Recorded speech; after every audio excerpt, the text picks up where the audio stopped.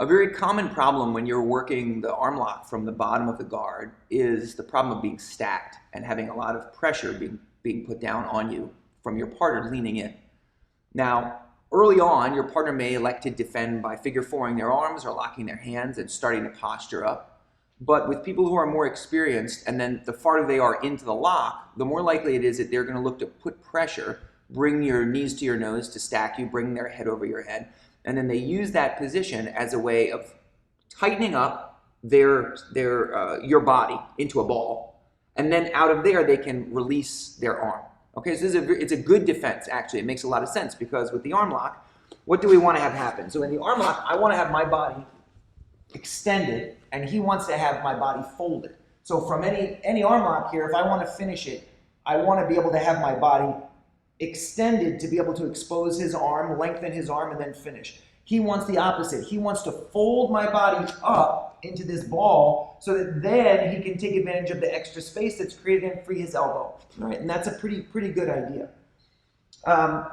Initial defenses to the arm lock may involve your partner posturing. Right? So that's like in a case where you haven't yet locked everything up. So maybe in this transition here, Vinny would elect to kind of posture to slip his elbow and start to escape. But usually after the cross, especially after the cross face is on and we're in a position like this, it makes more sense for him to lock up either figure four grip like he has here, just rotate a little bit here, okay, or palm to palm grip. All right, we're not really covering the defense aspect of the arm lock right now, but later on we will. But it makes sense for him to lock here and then start to come into me, not away from me. I want to take him away from me. But this battle here can put a lot of pressure on your lower back. And even though you're using your legs against your partner's upper body, it's still, especially with a bigger person, can seem hard to do. It gets even more difficult when he steps one leg up. Right now it's difficult, harder than it was. And then when he starts to drive in forward on me and steps up again, now I've got two problems. I got the problem of the stack, and I got the problem of gravity working against me with my hips dropping down. And the farther my hips are from his armpit, the easier it is for him to extract. He's standing, he's ready to pass, or we have to look to transition. So what do we want to do in a situation like this? Well, we want to do what we can. First of all, here, we want to do what we can to keep a little bit of tension pushing our partner away. So we don't want to relax our legs and allow them to get driven into our chest. We do want to be back heeling and extending. As he goes to start to posture up and starts to stand and put stacking pressure on me here, I don't want to stay directly underneath his pressure. Right now, we're in a tripod. His two legs and then my shoulders. So if I can figure out a way to get my shoulders out of the way, I can offset his balance, and then maybe we can knock him down. So the way we're going to do that is by taking our free arm, that's this one, and we're going to take a thumb post on the inside of our partner's leg, anywhere from the ankle up to the knee. We're going to change the angle of our hips relative to our partner. Right now, I've got my hips facing the arm I'm attacking. As he goes to stack, I'm going to use this to spin my head inside and start to turn my hips out closer towards the line of his head. So he's driving this way. I want to move my hips this way. Here.